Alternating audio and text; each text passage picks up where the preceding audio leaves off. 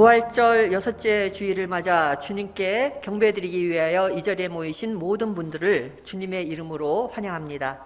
다 함께 묵도하심으로써 오늘 예배 시작하도록 하겠습니다.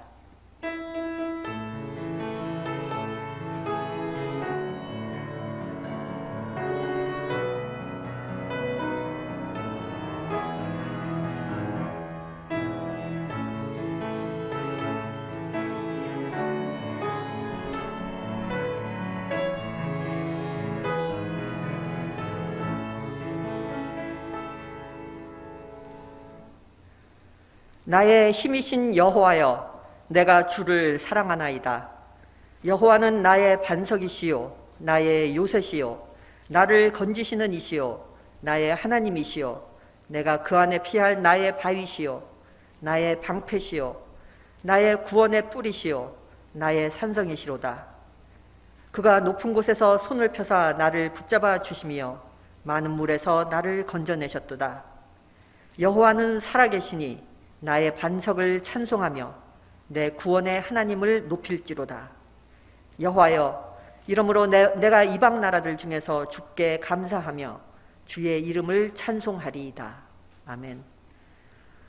다 함께 자리에서 일어나셔서 찬송 부르시겠습니다.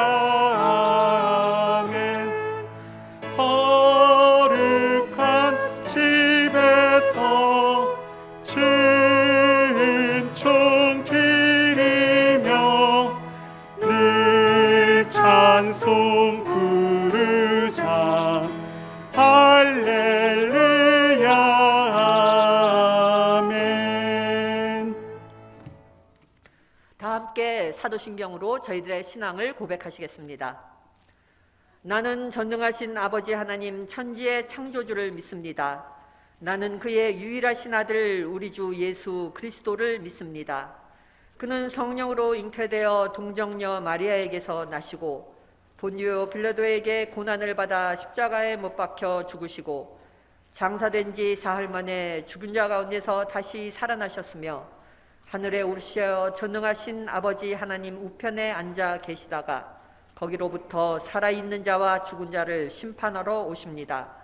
나는 성령을 믿으며 거룩한 공교회와 성도의 교제와 죄를 용서받는 것과 몸의 부활과 영생을 믿습니다. 아멘. 다 함께 서신 채로 교동문 교독하시겠습니다. 하나님이여 나를 지켜주소서. 내가 주께 피하나이다.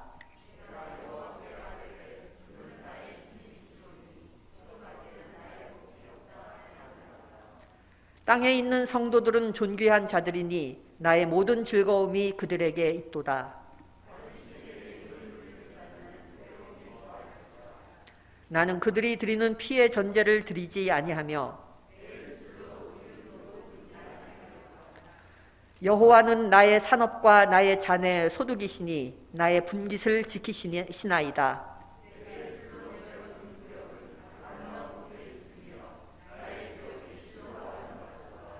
나를 훈계하신 여호와를 송축할지라. 내가 여호와를 항상 내 앞에 모심이여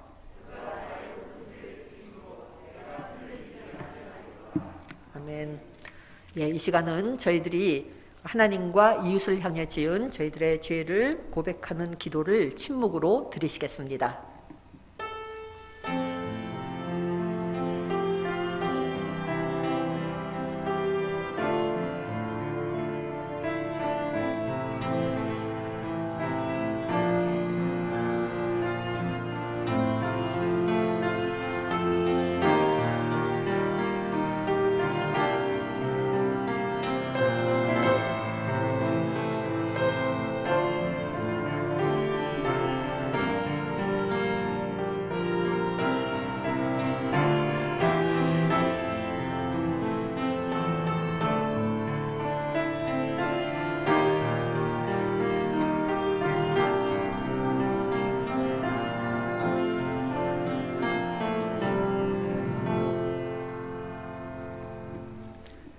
하나님께서는 진심으로 회개한 사람을 용서하십니다. 그러므로 예수 그리스도 안에 있는 사람은 정죄 당하지 않습니다. 그것은 예수 그리스도께서 우리를 죄와 죽음의 세력에서 해방시키셨기 때문입니다. 그러므로 나는 성부와 성자와 성령의 이름으로 지금 우리가 고백한 모든 죄가 용서받았음을 선언합니다. 아멘. 자리에 앉아주시기 바랍니다. 찬송 부르시겠습니다.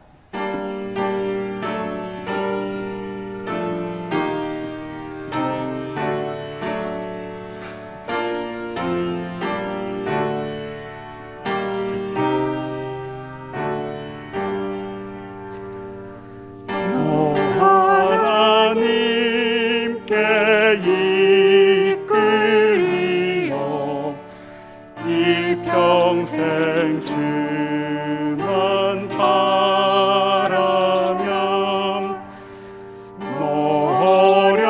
어려울 때 힘 주시고 언제나 지켜주시리. 주 크신 사랑 믿는 자 그 반석 위에 서리라. 너 설레는 맘 가다듬고 희망 중 기다리면서 그 은혜로 신 주의 뜻과 사랑에 만족하여라. 우리를 불러주신 주 마음에 소원하신다.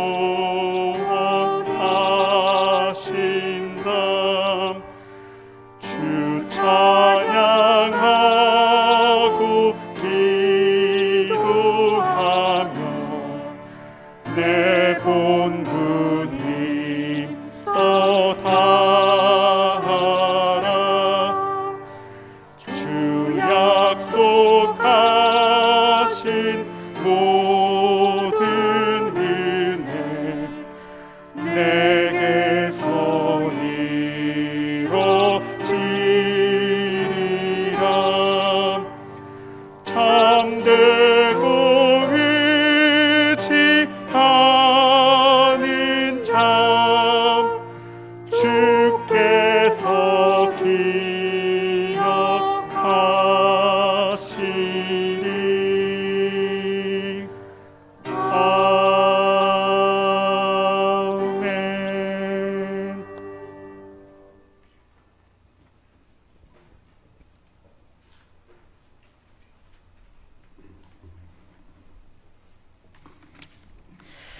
기도하시겠습니다. 만물을 주관하시고 우리에게 넘치는 사랑과 은혜를 베풀어 주시는 하나님, 지난 한 주간 저희 모두 각자 속한 곳에서 주님이 허락하신 일들을 잘 감당할 수 있게 하시고 새로운 한 주를 시작하는 주일을 맞아 모두 이 자리에 모이게 하여 주심에 감사드립니다. 늘 주님의 뜻을 간구하고 그 뜻에 합한 삶을 살고자 하나 여전히 저희 자신을 낮추지 못하고 주님의 뜻이 아닌 저희 자신의 뜻에 의해 살려고 할 때가 많았습니다. 이런 저희들의 연약함과 부족함을 불쌍히 여겨 주시옵고 저희의 손을 끝까지 붙잡아 주시고 인도해 주시옵소서. 아직 코로나 상황이 끝난 것은 아니지만 그래도 몇 개월 전보다 조금 나아지는 상황에 그간에 잃어버렸던 일상의 모습을 조금씩 찾아갈 수 있도록 해주심에 감사드립니다. 이런 회복의 과정 속에서 하나님께서 창조하신 자연의 질서를 거스리는 것이 얼마나 큰 재앙이 되는지 깊이 깨닫게 하시고 저희를 둘러싼 환경의 소중함을 가슴 깊이 되새기며 저희뿐이 아닌 다음 세대를 위해 지금 저희에게 주어진 것들을 아끼며 살아갈 수 있도록 인도해 주소서. 하나님, 저희 대학교회를 위해 여러 면에서 애쓰시는 김영애 목사님, 송화재 전도사님과 민경은 선생님의 노고를 늘 기억해 주시고 하나님께서 세우신 이 교회를 위해 교회를 통해서 유아부, 청소년부, 청년, 장년, 교우 모두가 하나님을 더 깊이 알아가며 말씀에 귀 기울이는 귀한 하나님의 백성들이 되도록 이끌어 주시옵소서.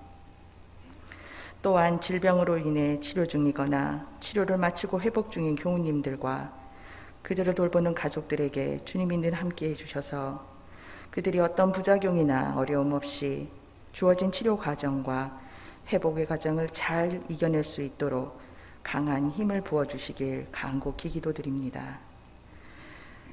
또한 원주 의과대학과 원주 세브란스 기독병원의 더 나은 발전을 위해 현재 진행 중인 여러 일들이 주님의 손길 안에서 순탄하게 진행되어 가길 기도하며 이 일들을 위해 수고하는 모든 지체들에게 지혜와 능력 부어주시길 기도드립니다. 코로나 상황 속에서도 수업과 실습 등을 위해 최선을 다하고 계시는 교수님들과 학생들에게도 남은 학기를 잘 마무리할 수 있도록 건강과 지혜 허락하여 주시옵소서. 여러 선교 지역에서 하나님의 말씀을 전하고자 귀한 사명을 감당하고 계시는 모든 선교사님과 그 가족들에게도 주님이 늘 함께해 주셔서 선교 사명을 감당할 때 필요로 되는 모든 것들을 공급해 주시길 기도드립니다. 오늘 하나님 말씀을 전하고자 이 자리에 함께하신 강승일 교목님에게도 성령님이 함께하시어 교목님을 통해 전해지는 귀한 하나님의 말씀이 우리 모두의 마음에 새겨져 이번 한 주를 살아가는 데 큰 힘이 될 수 있도록 기도드립니다. 이 예배를 위해 수고하신 모든 손길에 주님의 축복 가득하길 기도하며 예배의 시종을 주님께 맡깁니다. 이 모든 말씀 우리 주 예수 그리스도 이름으로 감사하며 기도드립니다. 아멘.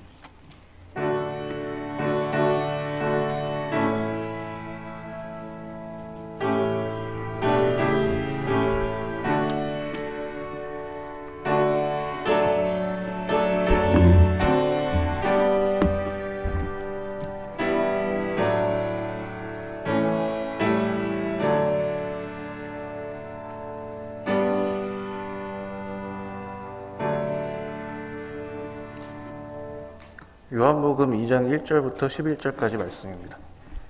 사흘째 되던 날 갈릴리 가나에 혼례가 있어 예수의 어머니도 거기 계시고 예수와 그 제자들도 혼례의 정함을 받았더니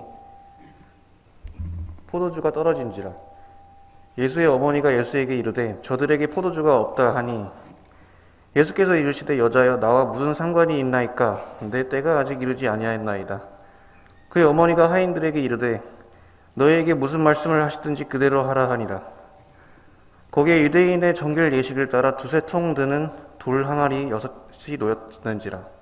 예수께서 그들에게 이르시되 항아리에 물을 채우라 하신즉 아기까지 채우니 이제는 떠서 연회장에게 갖다 주라 하심에 갖다 주었더니 연회장은 물로 된 포도주를 맛보고도 어디서 났는지 알지 못하되 물 떠온 하인들은 알더라.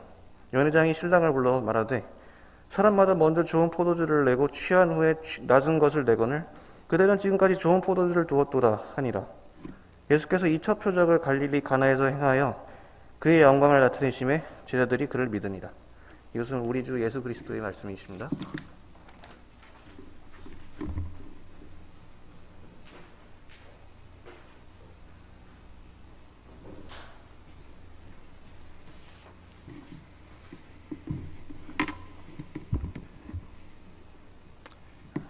여러분 안녕하세요. 만나서 반갑습니다. 오늘 이렇게 함께 하나님의 말씀을 나누게 된 것을 아주 기쁘고 또 감사하게 생각합니다. 여러분도 아시겠지만 성경에 4개의 복음서가 있습니다. 마태, 마가, 누가복음 그리고 요한복음 이렇게 있는데 앞에 3개는 우리가 공관복음이라 그래서 서로 관점이 비슷하다. 그래서 유사한 내용이 계속 반복적으로 나타나는 특징이 있습니다. 근데 4번째 복음서인 요한복음은 앞에 3개하고는 조금 다릅니다. 조금 후대에 독립적으로 기록되었기 때문에 요한복음에는 앞에 3개 복음서에는 나오지 않는 독특한 이야기들이 많이 있습니다. 그 중에 하나가 바로 오늘 우리 성경 말씀에서 본 예수님께서 가나 혼인잔치에서 물을 포도주로 바꾼 사건입니다. 이 요한복음에 의하면요, 예수님께서 여러 기적들을 행하셨는데 그 중에서 제일 먼저 행한 기적이 무엇이냐? 바로 그 물을 포도주로 바꾼 사건이다. 이렇게 되어 있습니다. 그럼 오늘 그 본문 내용을 함께 좀 살펴보고자 합니다. 내용은 잘 아실 거예요. 특히 어려서부터 이제 교회 다니신 분은 이 본문을 가지고 설교도 많이 들어보셨을 거로 추측합니다. 이 갈릴리 가나에 혼인잔치가 있었는데요. 예수님의 제자들 그리고 예수님의 어머니가 그 혼인잔치에 초대를 받아서 갔습니다. 근데 손님이 너무 많이 왔는지 잔치에서 이제 포도주가 다 떨어져 버린 겁니다. 결혼식에 손님들을 대접해야 하는데 이 포도주가 다 떨어졌다는 것은 이 손님들에게 굉장한 그 신뢰가 되는 것이죠. 오늘 1절을 보시면 예수님의 어머니 마리아는 혼인잔치에 미리 가 있었다. 이렇게 되어 있습니다. 아마도 이 혼인잔치 주인하고 예수님의 어머니하고 친인척 관계든 아니면 아주 가까운 사이든 어떻게 해서든 관계가 좀 있었던 것 같아요. 그래서 다른 손님들은 이 포도주가 떨어졌다는 사실을 모르고 있었는데 예수님의 어머니는 그것을 알고 계셨던 것이죠. 그래서 이 어머니 마리아가 예수님께 와서 포도주가 다 떨어졌다 이렇게 말을 하십니다. 근데 여기서 예수님이 우리가 생각하고 있는 그 따뜻한 예수님, 그 친절하신 예수님하고 조금 다른 듯한 방식으로 대답을 하세요. 뭐라고 하시냐면 여자여, 그것이 나와 무슨 상관이 있습니까? 아직도 내 때가 되지 않았습니다. 이렇게 말씀하세요. 여러분 중에 어머니를 여자여 이렇게 부르시는 분은 아마도 없을 거예요. 그렇죠? 예수님이 왜 어머니 마리아를 여자여라고 불렀는가? 그건 우리가 정확히 알 수는 없지만 하나 이제 그 분명한 사실은 이 여자여라는 말이 번역이 이렇게 돼서 그렇지 이게 꼭 하대하거나 그런 것은 아니라는 것이죠. 멸시하거나 그런 표현은 아니라는 겁니다. 다만 예수님은 이제 그 어머니와 아들 사이의 관계로서 마리아를 대하기보다는 이제 하나님의 아들로서의 자의식을 가지고 자기 어머니를 대하기 시작했다.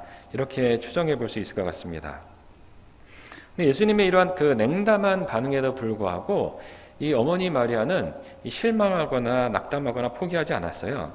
어머니는 일꾼들에게 뭐라고 얘기하냐면 무엇이든지 이 예수가 시키는 대로 그대로 해라.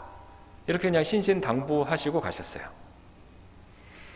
그걸 보고서 예수님이 이제 그 일꾼들에게 이 물로 만든 돌 항아리 6개에 물을 가득 채우라. 돌로 만든 그 항아리 6개에 물을 가득 채우라고 말씀하십니다. 일꾼들이 물을 가득 채우니까 그 다음에 예수님이 그 물을 떠다가 이 잔치집 주인에게 갖다 줘라. 이렇게 말해요. 이 일꾼들이 예수님 말씀대로 물을 떠서 잔치를 책임지고 있는 사람에게 갖다 주니까 어떤 일이 일어납니까? 물이 포도주로 최상급 포도주로 변해 있었다는 것이죠. 이 기적을 일으키신 분은 물론 그 예수님이시지만 이 놀라운 기적이 일어나기까지 많은 요소들이 함께 작용을 했었다라는 것을 우리가 생각을 해봐야 돼요.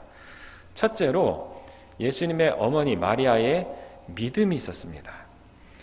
이 예수님의 어머니가 예수님께 포도주가 다 떨어졌다라는 사실을 굳이 왜 얘기했을까요? 예수님이 어디 가서 포도주를 사오실 수 있는 것도 아닌데, 예수님의 어머니는요, 예수님이 어떠한 어려운 상황 가운데서도 이 문제를 해결하실 수 있는 분이다 라고 확신을 갖고 있었던 것 같아요. 그래서 예수님이 냉담하게, 우리말로는 좀 아까 좀 굉장히 차갑게 느껴졌잖아요. 그죠? 나랑 도대체 무슨 내 알 바 아니라는 거잖아요. 그럼에도 불구하고 예수님의 어머니는 그냥 포기하지 않고 일꾼들에게 예수님이 무언가 하실 거라고 예상한 거죠. 시키는 대로 해라. 이렇게 말씀하셨던 겁니다. 근데 예수님은 이 어머니의 이러한 믿음을 확인하셔요. 확인하시고 난 이후에 본격적으로 움직이기 시작하십니다.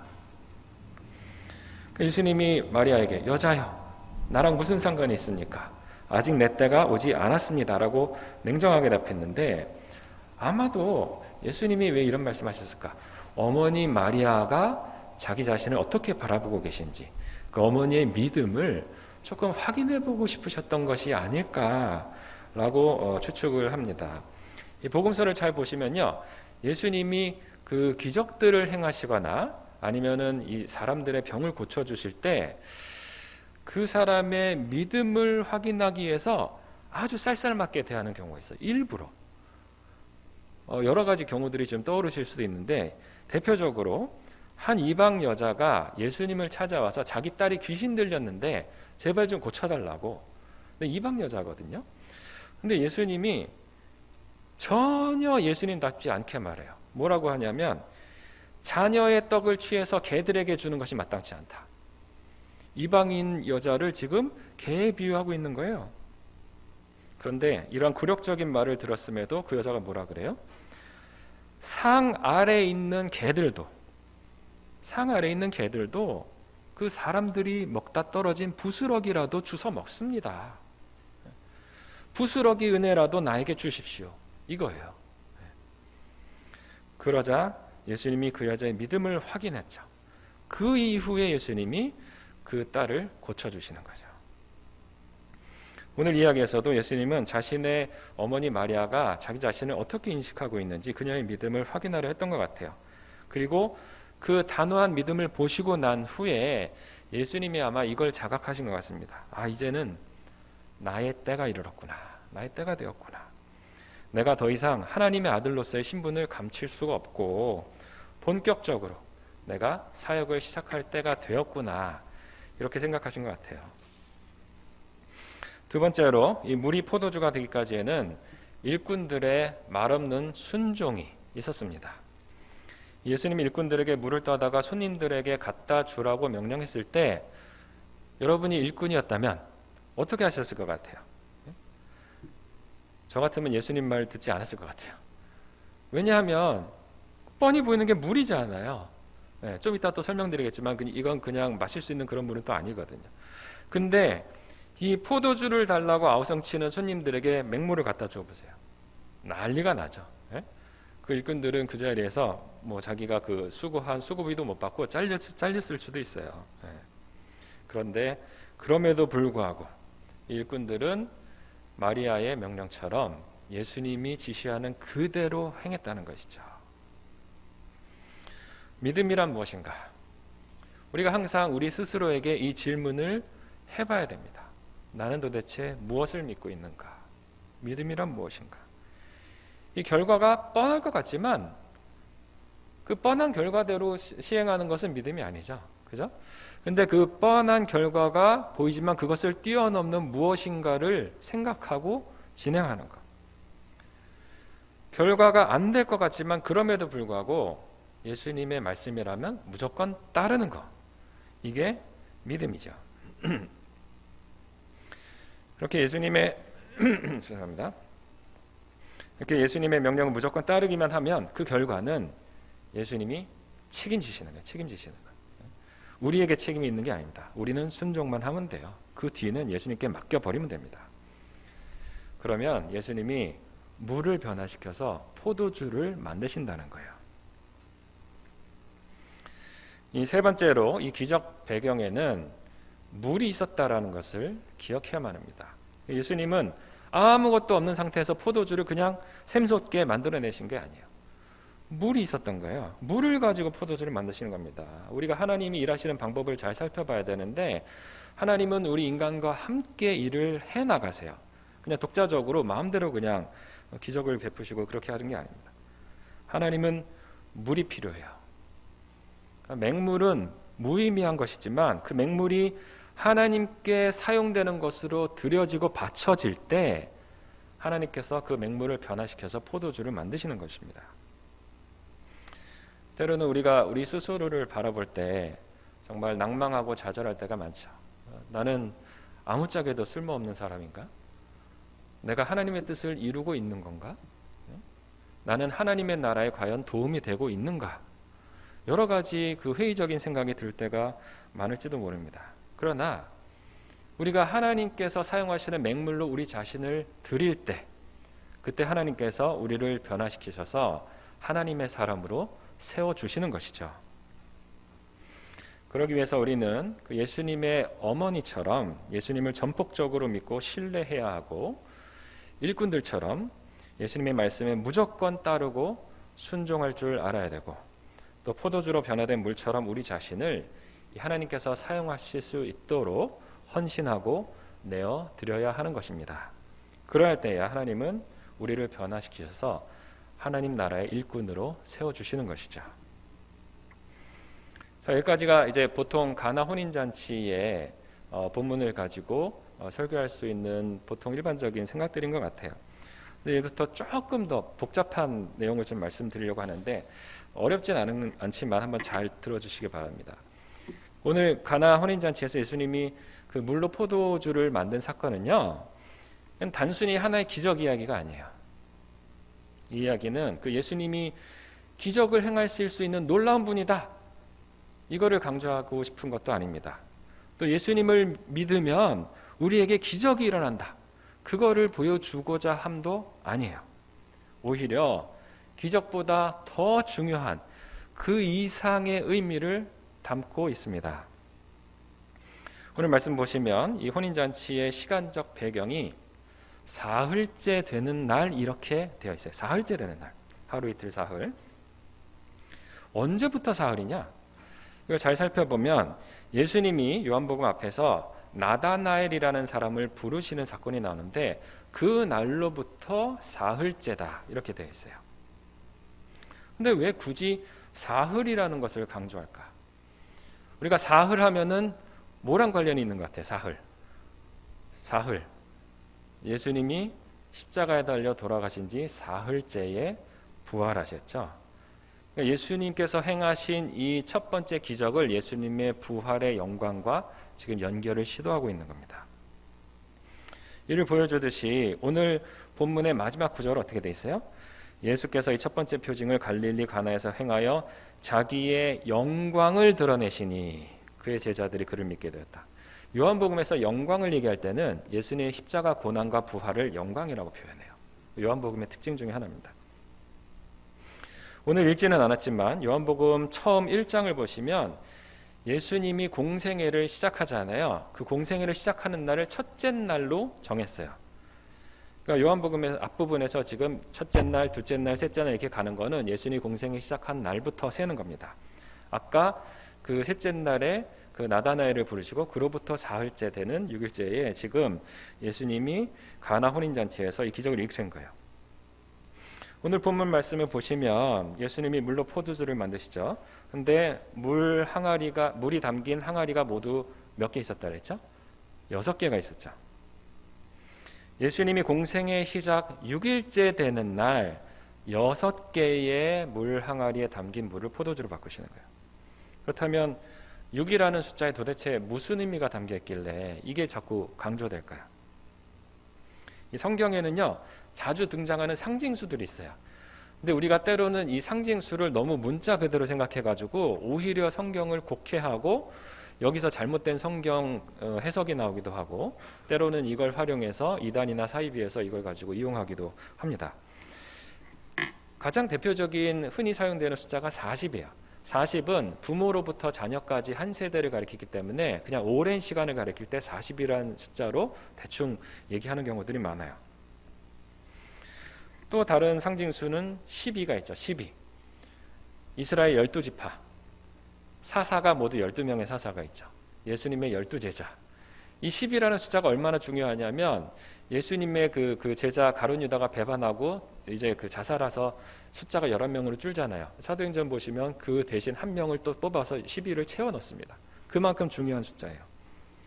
근데 성경에서 가장 중요하고 가장 많이 또 볼 수 있는 숫자가 바로 7입니다. 왜 그러겠어요? 창조.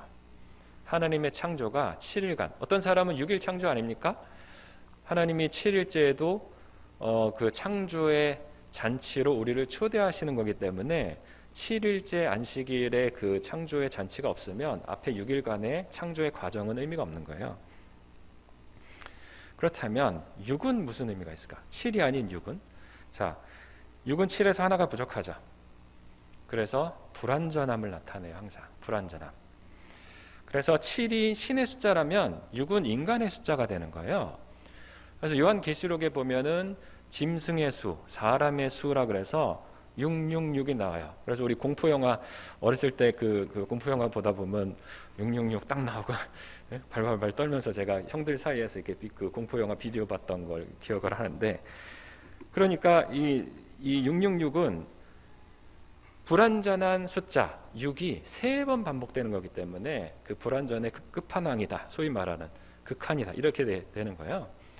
사실은 이제 그 2666이라는 숫자는 뭐 여기서 설명드리긴 그렇지만 초기 기독교를 박해하던 로마의 네로 황제를 가리키는 그 사인입니다. 어쨌든 이 가나 혼인 잔치가 예수님 사역 시작 후 6일째에 열리고 그 잔치에서 6개의 항아리에 들어있는 물로 예수님 포도주를 만드시죠. 이러한 경우에 6이 중요한 것은 6 다음에 7이 오기 때문이에요. 여호수아가 가나안 성을 정복할 때에 처음 6일간 여리고성을 하루에 한 바퀴씩 모두 6일간 6바퀴를 돌죠. 아직까지는 불완전해요. 그런데 7일째가 되니까 하나님이 7바퀴를 돌라 그래요. 그래서 7일째 7바퀴를 돌고 난 다음에 함성을 지르니까 성이 무너지고 하나님이 그 성을 이스라엘 백성들에게 주시는 거예요. 요한복음은 숫자 7을 중요하게 생각합니다. 요한복음에 나타나는 기적의 숫자를 세보면 예수님이 7개의 기적을 행하세요. 그리고 요한복음에는 앞에 3개 복음서에는 전혀 나타나지 않는 무엇이 있냐면 예수님이 나는 무엇이다라고 스스로를 비유하시는 내용이 나와요. 그게 7개가 있는데 몇 가지만 말씀드리면 아마 여러분 다 귀에 익숙한 것들일 거예요. 예를 들면은 나는 선한 목자다. 나는 세상의 빛이다. 그죠? 나는 길이요 진리요 생명이다. 나는 부활이요 생명이다. 나는 참 포도나무다. 이런 거. 이게 7가지가 나오는데 다른 복음서에는 그 중에 단 하나도 안 나와요. 6은 불완전해요. 그렇지만 그 불완전함을 예수님께서 완전함으로 바꾸시는 거예요. 그러니까 6개의 항아리에 담긴 불완전한 물이 이 완전한 포도주로 변하면서 예수님의 십자가의 그 보혈 그리고 부활, 하나님의 아들로서의 영광을 나타내게 되는 겁니다. 이 마가복음 7장을 보시면요, 유대인들은 손을 씻지 않고는 음식을 먹지 않았대요. 이 6개의 돌 항아리에 담긴 물은요, 이 잔치에 들어오는 사람들이 손을 씻고 음식을 먹기 위한 거예요. 그러니까 한마디로 손 씻는 물이에요. 이게 마시는 물도 아닌 겁니다. 그런데 그 물을 포도주로 변화시키는 거죠. 포도주는 무엇을 상징합니까? 예수님이 최후의 만찬이죠. 거기서 제자들에게 떡과 잔을 나눠주시면서 그 포도주를 뭐라 그래요? 이것은 많은 사람을 위하여 흘리는 나의 피, 곧 언약의 피다. 포도주는 예수님의 보혈, 예수님의 그 십자가상의 희생과 피를 상징합니다.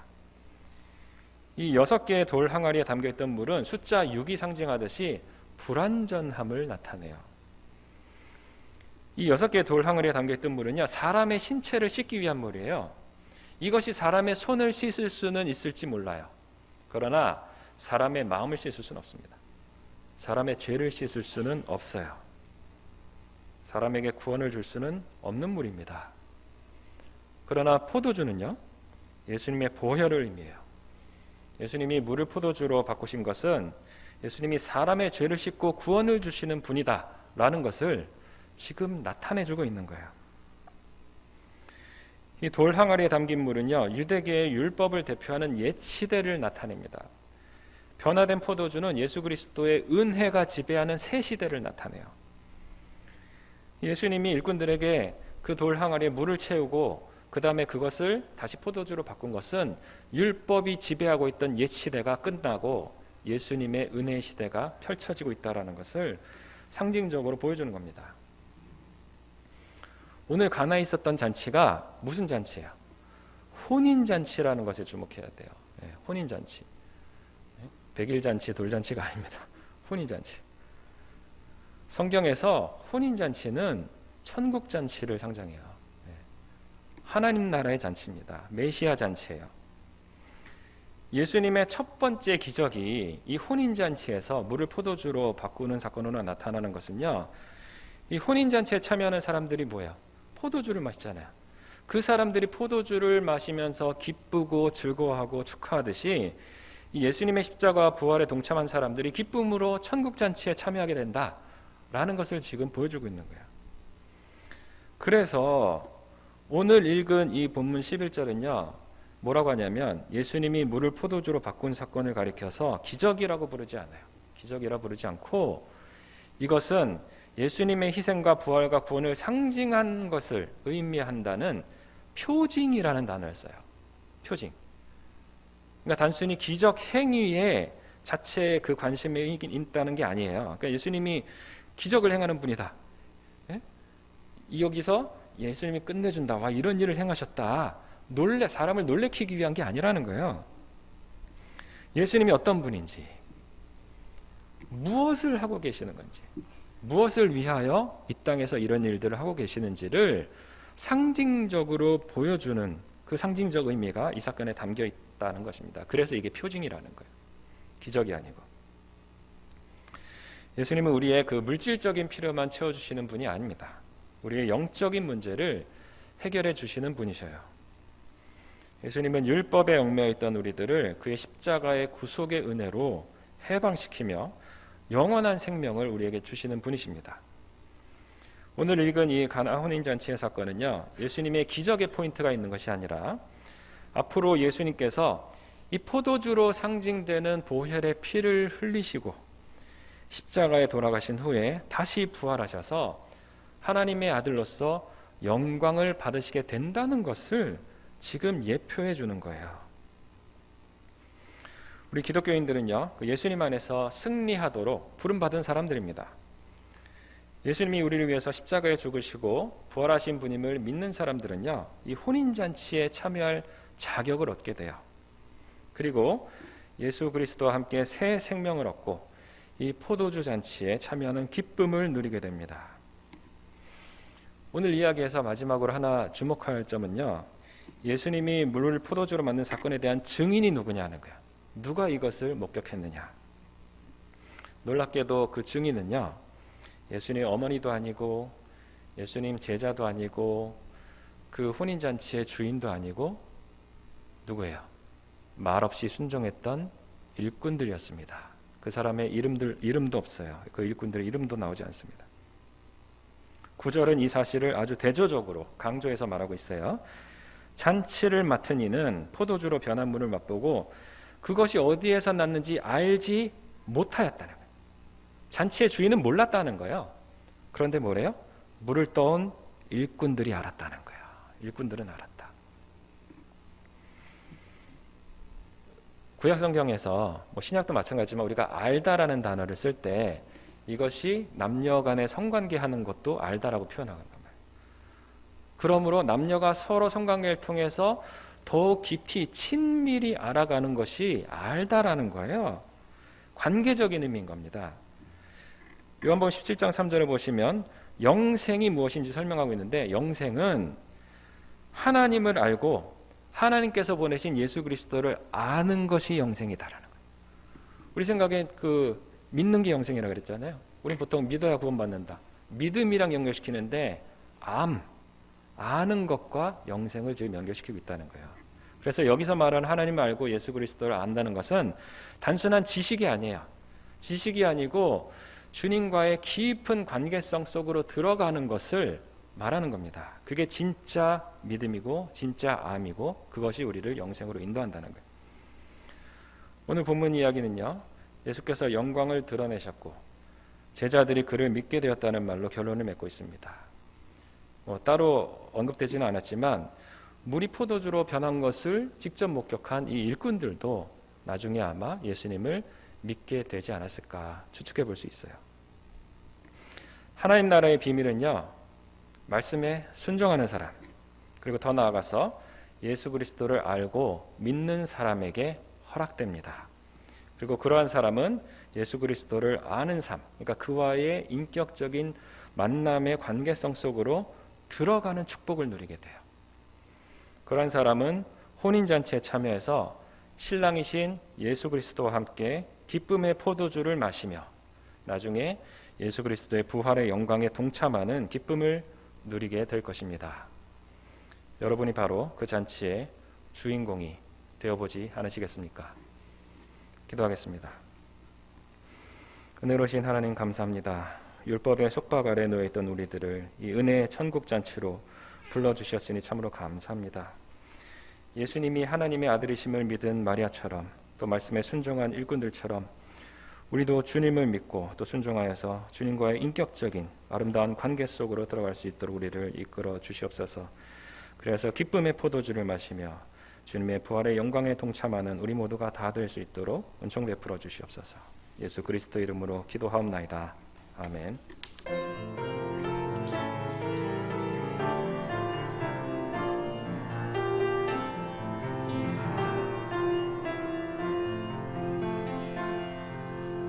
이 말씀 따라 사는 동안 지치지 않게 하시고 이 말씀 따라 사는 동안 주님 나라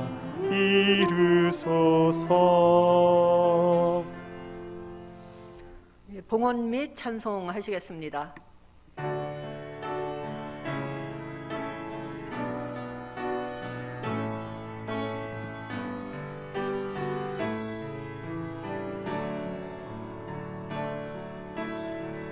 내게 있는 향유옥합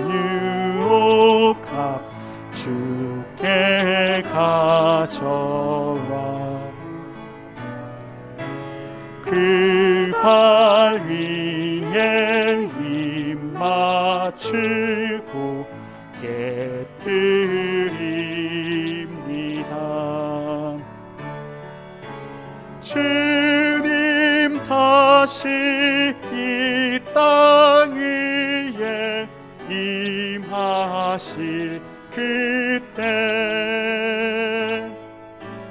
주의 크신 사랑으로 날 받아주소서. 기도하시겠습니다. 은혜로우신 주님, 저희들의 삶에 찾아오셔서 저희들에게 필요한 것을 채워주시는 주님의 은혜에 감사드립니다. 또한 결핍을 충만함으로, 슬픔을 기쁨으로, 절망을 전화위복과 성장의 계기로 바꿔주시는 주님의 은혜에 또한 감사드립니다. 간절히 바라옵기는 저희들 주님께 대한 굳건한 믿음으로 저희들의 일상 속에서 활동하시는 주님의 역사와 기적을 볼 수 있는 눈을 열어 주시옵소서. 이 시간 주님으로부터 받은 은혜를 감사드리며 저희들의 정성을 모아 주님께 예물을 드립니다. 이 예물이 쓰여질 때 주님의 사랑의 빛이 드러나게 하여 주시옵시고 하나님 나라가 이루어지는 일에 귀하게 쓰여지는 은혜를 허락하여 주시옵소서. 이 모든 말씀 예수님 이름으로 기도드립니다. 아멘. 네, 성도의 교제 시간입니다. 주위에 계신 분들과 인사 나누어 주시기 바랍니다.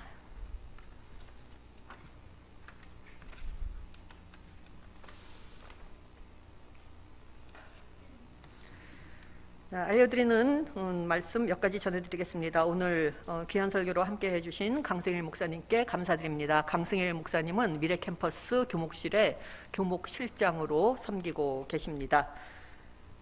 예, 오늘 강승일 목사님을 비롯하여 오랜만에 출석해 주신 분들이 계십니다. 제가 호명하면 잠깐 일어나 주시면 감사하겠습니다. 김종옥 최선주 교우님의 따님이신 김민채 학생이 오셨다 그러는데 어디 있나요? 잠깐 일어나 주세요. 예, 저 뒤에 있군요. 그 다음에 엄대자 교우님이 오랜만에 오셨습니다. 엄대자 교우님 어디 계신가요? 잠깐 일어서 주시겠어요? 예. 그 다음에 용석중 정순희 교우님의 셋째 아드님이신 용승재 교우님 잠깐 일어나 주시겠어요? 예. 그리고 강승일 목사님도 일어나 주시고 이분들을 향해 축복성을 저희 함께 부르도록 하겠습니다.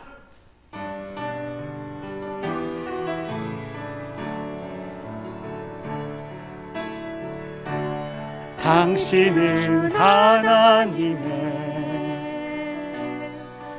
언약 안에 있는 축복의 통로,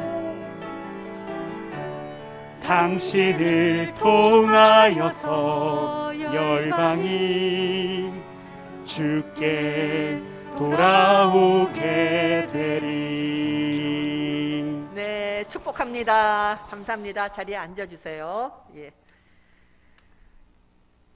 주일학교 유아유치부를 섬길 보조교사와 찬양팀으로 섬길 학생들, 그리고 성가대로 헌신할 학생들을 모집합니다. 관심 있으신 분들은 송아재 전도사님께 연락드리면 되겠습니다.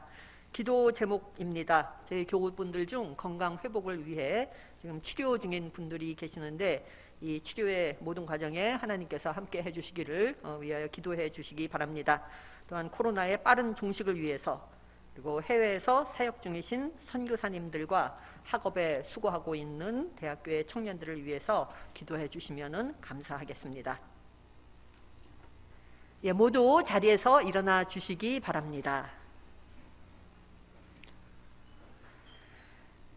예수 그리스도 안에서 새 생명을 얻은 여러분에게 권고합니다. 게으른 사람들을 훈계하고 소심한 사람들을 격려하며 약한 사람들을 붙들어주고 모든 사람들을 인내로 대하십시오. 여러분 중에서는 악을 악으로 갚는 사람이 하나도 없도록 하고 언제나 남에게 선을 행하도록 힘쓰십시오. 항상 기뻐하십시오. 늘 기도하십시오. 어떤 처지에서든지 감사하십시오. 이것이 그리스도 예수를 통해서 여러분에게 보여주신 하나님의 뜻입니다. 아멘.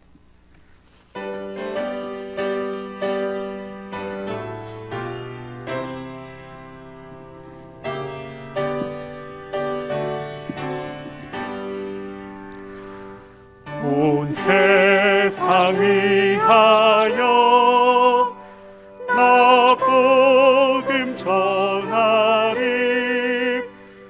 만 백성 모두 나와서 주 말씀 들으라. 죄 중에 빠져서 헤매는 자들아, 주님의 음성 듣고서 너 구원 받으라. 전하고 기도해 매일 증인 되리라. 세상 모든 사람 다 듣고 그 사랑 알도록 온 세상 위하여 이 복음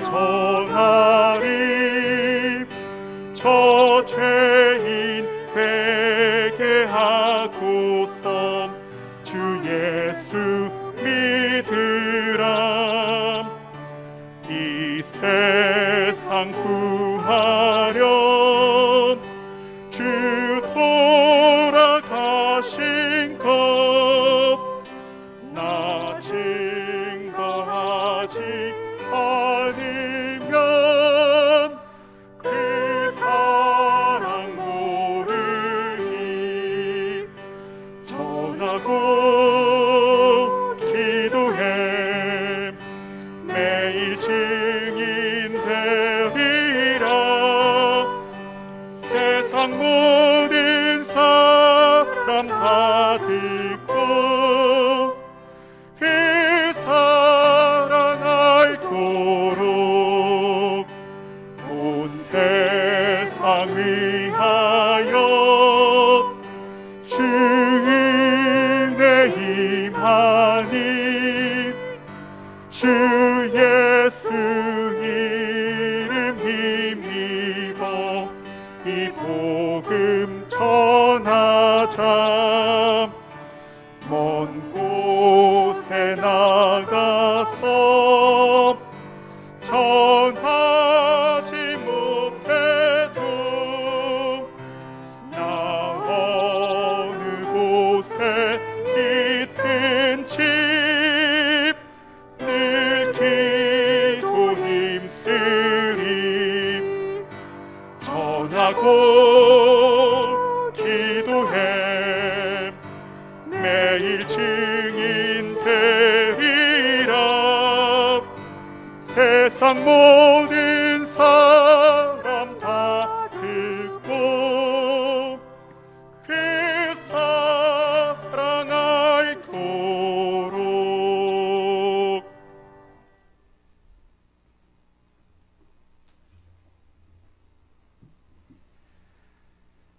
우리 주님 예수 그리스도의 은혜와 하나님의 극진하신 사랑과 성령의 사귐이 이 자리에 모인 모든 분들과 주님께서 핏값으로 사신 우리 대학교의 공동체 가운데 영원토록 함께 하옵시기를 간절히 축원하옵나이다. 아멘.